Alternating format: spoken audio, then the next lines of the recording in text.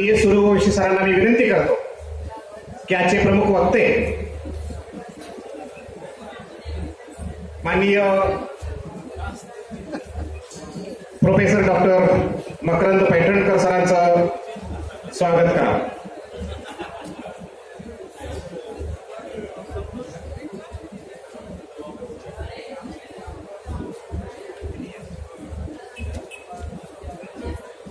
PS Suryavanshi sir.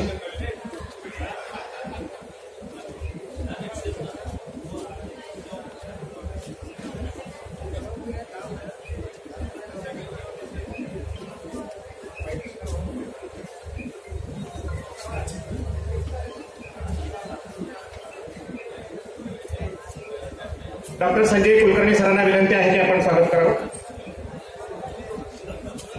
सन्मान चिन्ह शाल व बुके देऊन सरस्वती भुवन महाविद्यालयाचे प्राचार्य डॉक्टर मकरंद पैठणकर सरांचं स्वागत.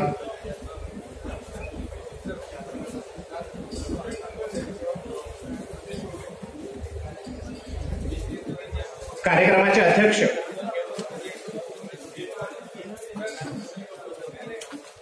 डॉक्टर दिलीप कुलकर्णी सरांचं स्वागत अमोल पाचपिंडे सरांनी करावं असं त्यांना विनंती आहे. Doctor Dilip Kulkarni sir.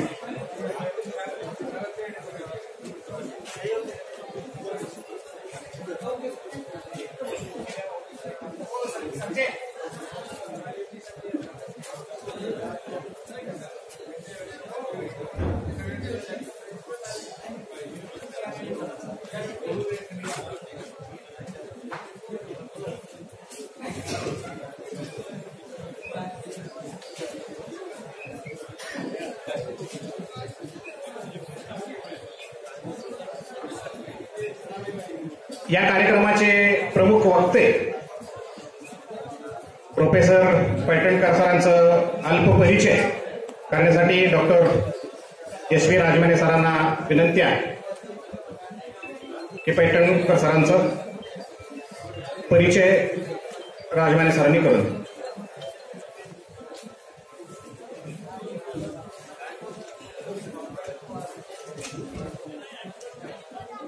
आपल्या या दुसऱ्या सेशनच्या सत्रासाठी आपल्याकडे प्रमुख वक्ते म्हणून जे लाभलेले आहेत ते मकरंद पैठणकर सर, प्राचार्य सरस्वती भुवन कला वाणिज्य महाविद्यालय औरंगाबाद. हे MA PhD यांचं झालेलं आहे. PhD त्यांनी इन पब्लिक ऍडमिनिस्ट्रेशन मध्ये केलेला आहे. त्यांचा स्पेशलायझेशनचा विषय आहे administrative theory, public finance, public policy and research methodology. त्यांना प्रदीर्घ असा व्हाईस प्रिन्सिपॉलचा 11 वर्षाचा अनुभव आहे. त्याने कॉन्ट्रीब्युटरी टीचिंग म्हणून LLB, MBA, MCA आणि MA मध्ये काम केलेलं आहे. त्यांच्या नावावर 4 बुक पब्लिश आहेत. त्यांनी 6 रिसर्च प्रोजेक्ट पूर्ण केलेले आहेत. त्यांच्याकडं सध्या 9 विद्यार्थी PhD साठी काम करत आहेत. त्यापैकी 2 विद्यार्थ्यांना PhD अवॉर्ड झालेले आहे. 7 विद्यार्थी कामामध्ये आहेत. एकंदरीत MPhil स्टुडंट साठी गाईड म्हणून त्यांनी 6 विद्यार्थ्यांना मार्गदर्शन केलेलं आहे आणि 6च्या 6 विद्यार्थी अवॉर्ड झालेले आहेत. सेमिनार वर्कशॉप ऑर्गनायझेशन त्यांच्या क्रेडिटला 8 आहेत. बऱ्याच ठिकाणी चेअरपर्सन म्हणून नॅशनल इंटरनॅशनल कॉन्फरन्समध्ये त्यांचा सहभाग आहे.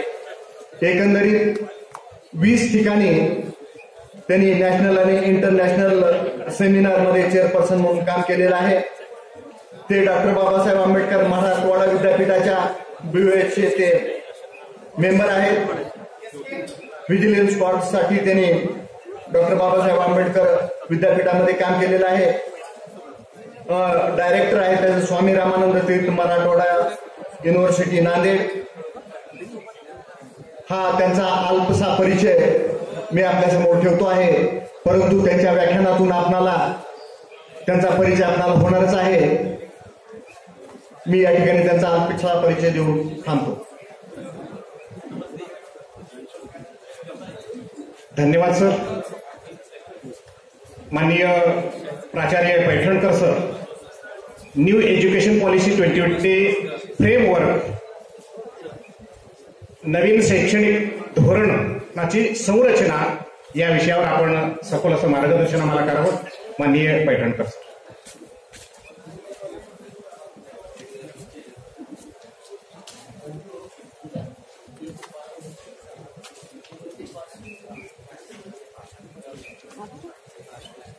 नमस्कार.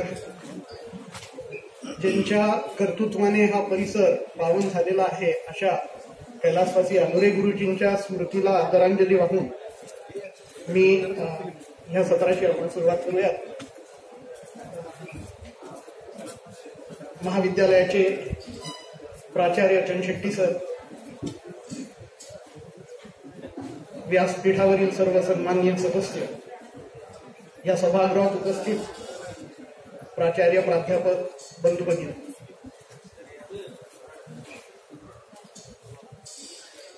राष्ट्रीय शैक्षणिक धोरण जुलै 2020 पासून आपण ह्या सर्व विषयावर चर्चा करत आहोत. कुठल्याही राष्ट्राच्या विकासाची दिशा ही त्यातील धोरण निर्धारणावर अवलंबून असते आणि लोकशाही देशामध्ये धोरण निर्धारणाच्या प्रक्रियेत जास्तीत जास्त लोकांना कशा पद्धतीने सामावून घेता येईल याचा प्रयत्न केला जातो. राजकीय व्यवस्था जी असते ती साधारणपणे आपण त्याला म्हणतो की लोकांच्या मूल्य व्यवस्थेला अधिकृती देण्याची एक प्रक्रिया असते. लोक मतदान करतात, मतदानाच्या द्वारे त्यांना अपेक्षित त्यांच्या इच्छा आकांक्षा ह्या साकारल्या जाव्यात ही त्यांची इच्छा असते. सरकार बनतं आणि सरकारने ह्या लोक इच्छांची पूर्तता करावी असं ह्या पूर्ण व्यवस्थेला अभिप्रेत असतं. विविध विषयाचे धोरण असतात, त्याच्यापैकी शिक्षण धोरण सुद्धा राष्ट्राच्या विकासासाठी खूप महत्वाचं असतं.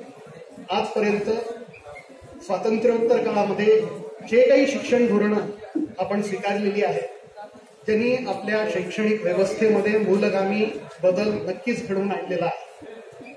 मग ते 1966चं कोठारी आयोग असो किंवा 86चं धोरण असो, 92 मध्ये त्याच्यात केलेली सुधारणा असो किंवा ह्या जुलै 2020ला स्वीकारलेलं राष्ट्रीय शैक्षणिक धोरण. हे राष्ट्रीय शैक्षणिक धोरण अनेक अर्थाने क्रांतिकारी ठरणार आहे.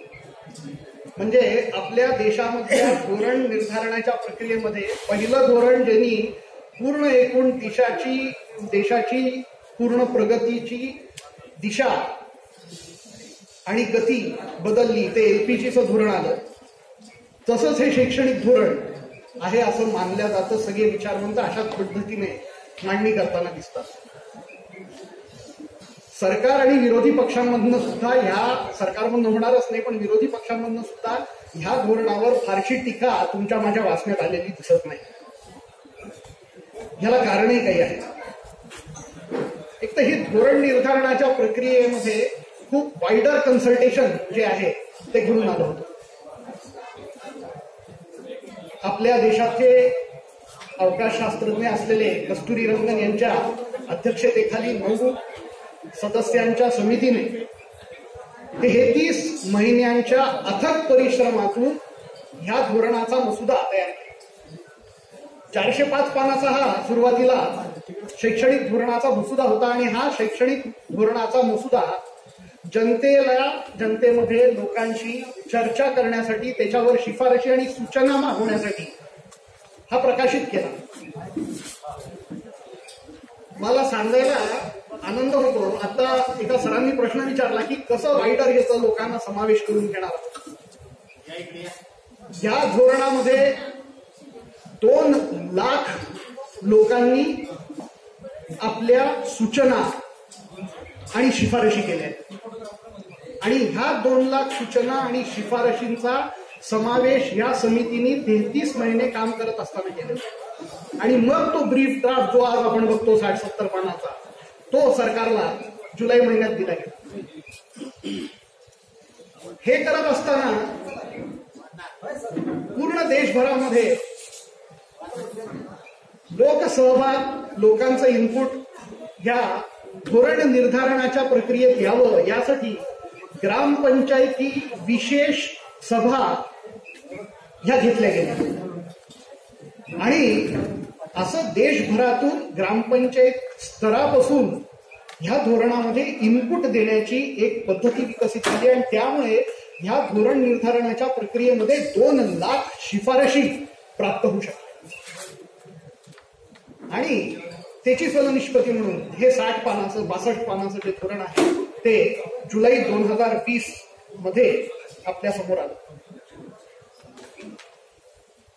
बीज भाषणात अनेक विषय झालेले आहेत, पण ह्या धोरणाचे काय वैशिष्ट्य आहेत तर तुम्हाला मला माहिती आहे. याचे सेलियंट फीचर जर आपल्याला म्हणायचे असतील तर ह्याचा सगळ्यात महत्वाचा बिंदू एक आहे की हा ब्रॉड फंडामेंटल नॉलेजवर एम्फसिस करतो. मूलभूत व्यापक ज्ञानावर भर ह्या धोरणाचं वैशिष्ट्य आहे.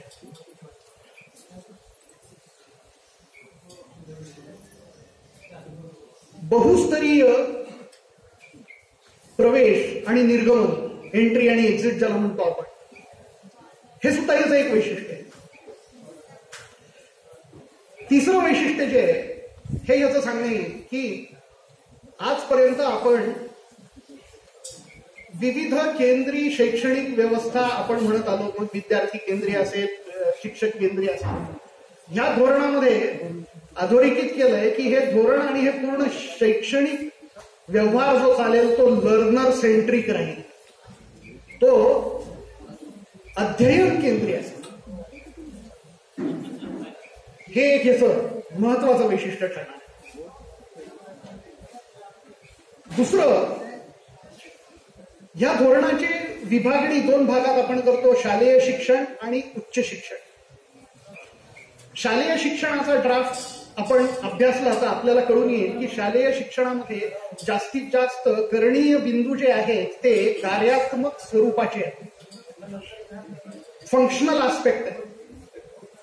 पण उच्च शिक्षणामध्ये जे आहे ते संस्थात्मक संरचनात्मक बाबींवर जोर दिला गेलेला आहे. स्ट्रक्चरल, इन्स्टिट्यूशनल असे विषय जे आहेत जे शैक्षणिक उच्च शिक्षण व्यवस्थेला एकत्रित करेल, त्याचं एकीकरण घडवणार आहे, याच्यासाठी प्रयत्न, इंटिग्रेशन ऑफ हायर एज्युकेशन ज्याला म्हणता येईल, अशा पद्धतीचा प्रयत्न ह्या धोरणात झाला. हे धोरण म्हणतं की the aim is to alter the very architecture of educational scenario in India. आणि हे आर्किटेक्चर जे शैक्षणिक व्यवस्थेचं निर्माण करायचंय तर हे कसं करायचंय, तर त्याच्यासाठी ह्या धोरणामध्ये स्पष्ट केलेलं आहे की इथून पुढे शिक्षण व्यवस्था निर्धारित करण्यासाठी 4 शीर्षस्थ संस्था असतील आणि ह्या 4 शीर्षस्थ संस्था सोडून बाकी काही नसेल. ज्याच्यामध्ये सगळ्यात पहिल्यांदा ज्याचा उल्लेख होतो ती आहे नॅशनल रिसर्च फाउंडेशन. ही एक शीर्षस्थ संस्था असेल.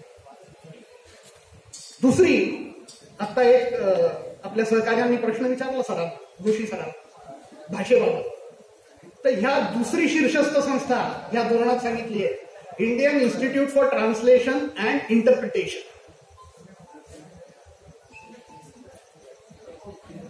भाषांतर आणि अनुदानाची राष्ट्रीय संस्था ही दुसरी शीर्षस्थ संस्था असणार आहे. तिसरी संस्था जी आहे ती नॅशनल एज्युकेशन टेक्नॉलॉजी फोरम, तंत्रज्ञानाचं व्यासपीठ राष्ट्रीय स्तरावरचं, जी एक संस्था म्हणून उभं राहील. परीक्षा, प्रश्नपत्रिका अशा सगळ्या पुढे मी सांगेल ते कसं त्याच्यात इंटिग्रेट होणार आहे. आणि चौथं जे आहे तो सगळ्या आपला सगळ्यांचा जिव्हाळ्याचा विषय हाताळणारी चौथी संस्था असणारे, ज्याला हेकी म्हणतो, HECI, higher education commission of India, भारताचा उच्च शिक्षण आयोग, हा राष्ट्रीय उच्च शिक्षा आयोग असेल. अशा ह्या 4 शीर्षस्थ संस्था ह्या एकूण उच्च शिक्षणाचं गव्हर्नन्स करणाऱ्या असणार. साधारणपणे उच्च शिक्षणाच्या सर्व पैलूंना कव्हर करणं अर्ध्या पाऊण तासात तसं खूप अशक्य आहे ह्या नॅशनल एज्युकेशन पॉलिसीच्या. पण संरचनात्मक काय काय बदल होणार आहेत, ते आर्किटेक्चर कसं दिसणार आहे हे मी दाखवण्याचा तुम्हाला प्रयत्न करेन.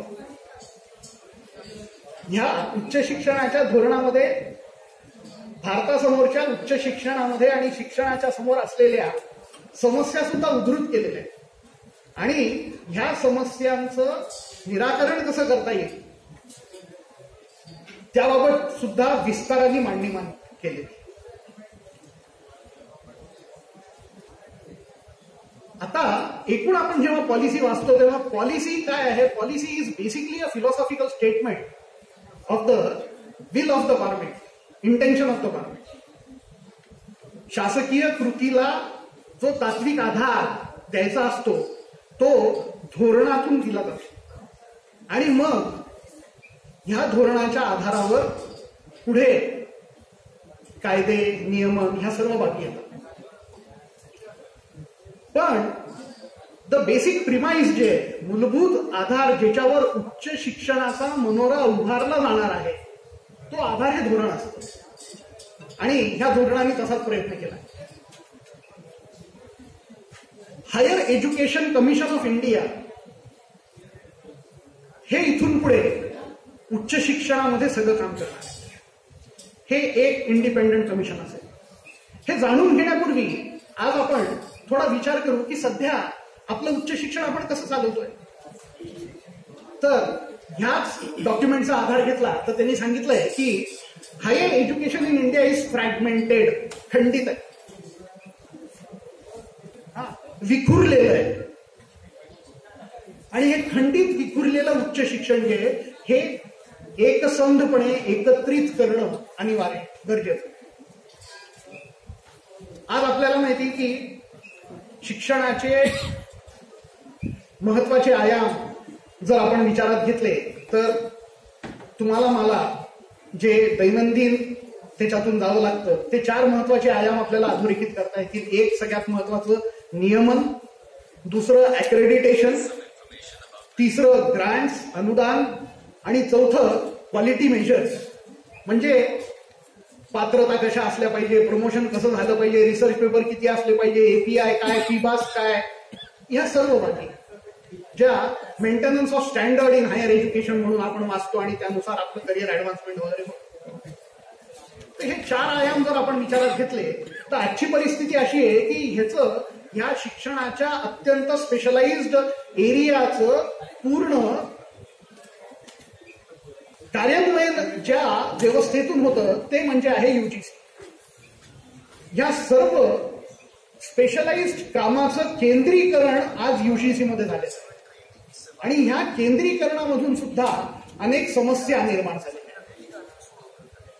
आजचं जग जे हायली कॉम्प्लिकेटेड आणि कॉम्प्लेक्स आहे, अत्यंत क्लिष्ट गुंतागुंतीचं असं झालेलं आहे जिथे कार्याचं स्वरूप विशेषज्ञतेच्या आधारावरच निर्धारित होत असताना आपण मात्र उच्च शिक्षणाचं केंद्रीकरण करून एकच अथॉरिटी, एकच केंद्र सगळं करणार, अनुदानही देणार तेच ठरवणार, निकष त्याचे तेच ठरवणार, प्राध्यापक कसे होतील तेच ठरवणार, महाविद्यालय कसे चालतील तेच सांगणार.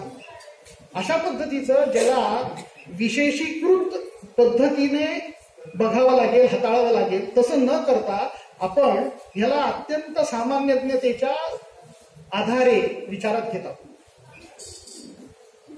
ही सगळ्यात महत्वाची जी उणीव आपल्या एकूण ह्या व्यवस्थेत आहे हे दूर करण्यासाठी म्हणून इथून पुढे हे कसं चालणार आहे तर हे सगळं HECI मी जे तुम्हाला सांगितलं higher education commission of India ह्याच्या अंतर्गत हे चालेल आणि ह्याच्या अंतर्गत 4 परिषदा स्वतंत्रपणे गठीत होतील. 4 independent councils will be created, they will be established. त्याच्यामधली एक असेल हायर एज्युकेशन रेग्युलेटरी काउन्सिल, उच्च शिक्षणाचं नियमन करणारी परिषद असेल. दुसरी असेल NAC. मी NAC वर अजून बोलीन पुढे. आपल्याला NAAC माहिती आहे, पण आता NAC, नॅशनल ॲक्रिडिटेशन काउन्सिल. तिसरी हायर एज्युकेशन ग्रांट्स काउन्सिल, हेक्का, अनुदान देण्यासाठीची काउन्सिल, स्वतंत्र परिषद. आणि चौथी जी आहे ती असणार आहे higher education quality measures determine करणारी बॉडी, ही चौथी काउन्सिल. मग विविध काही स्पेशलाइज्ड ब्रांच ऑफ स्टडीचं प्रोफेशनल बॉडींचे इनपुट घेऊन सुद्धा त्यांचं स्टँडर्ड ठरवलं जाईल. ॲग्रिकल्चर असेल, फार्मास्युटिकल सायन्स असेल, इंजिनिअरिंग असेल, ह्याच्या प्रोफेशनल बॉडीजना सुद्धा ह्याच्यामध्ये स्टँडर्ड सेटिंगमध्ये विचारात घेतलं जाईल. हे चौथी परिषद हे करणार आहे. आणि ह्या 4 परिषदांच्या माध्यमातून एकूण काम चालेल. आता आपण या 4 परिषदांचं काय काम राहील हे विचारात घेऊ. सगळ्यात पहिली जी आहे ती हायर एज्युकेशन रेग्युलेटरी काउन्सिल, नियमन परिषद. ही काय करणार आहे तर ही आपण जे विविध प्रकारचे प्रोग्राम्स, विविध प्रकारचे आपल्याकडे कोर्सेस जे चालतात ते निर्धारित करण्याचं काम ती करणार आहे. नवीन महाविद्यालय उघडणं, महाविद्यालय बंद करणं, इंटिग्रेशन करणं, मर्ज करणं, असे सगळे नियमन विषयकचे विषय ही रेग्युलेटरी काउन्सिल हाताळेल. दुसरं आहे ॲक्रिडिटेशन काउन्सिल. मित्रांनो, ॲक्रिडिटेशन काउन्सिलला खूप जास्त महत्व येणार आहे, कारण मी वेळेच्या अभावाने ज्या समस्या आणि उपायाच्या बाबत बोललो नाही, त्याच्यातल्या 2 समस्या आणि उपाय ह्या आपण सगळ्यांनी लक्षात घेणं फार गरजेचं आहे. एक, इथून पुढे जे आहे हे ॲफिलिएशन सिस्टीम राहणार नाही. म्हणजे काय राहील, संलग्नीकरण व्यवस्थेमुळे विद्यापीठांवर प्रचंड ताण येतो आणि प्रभावीपणे पदवीपर्यंत शिक्षण हे उपलब्ध करताना अडचणी येतात, अशी महत्वाची समस्या अधोरेखित केलेली आहे. आणि ह्याच्यावर उपाय म्हणून ॲफिलिएशन सिस्टीम जाणार, संलग्नीकरण व्यवस्था. मग संलग्नीकरण व्यवस्था जाणार तर काय होणार, तर अजून एक दुसरा धक्का, दुसरी महत्वाचा विषय या ह्याच्यातला. इथून पुढे उच्च शिक्षणामध्ये वेगवेगळे विद्यापीठ आहेत. आज किती विद्यापीठ आहेत?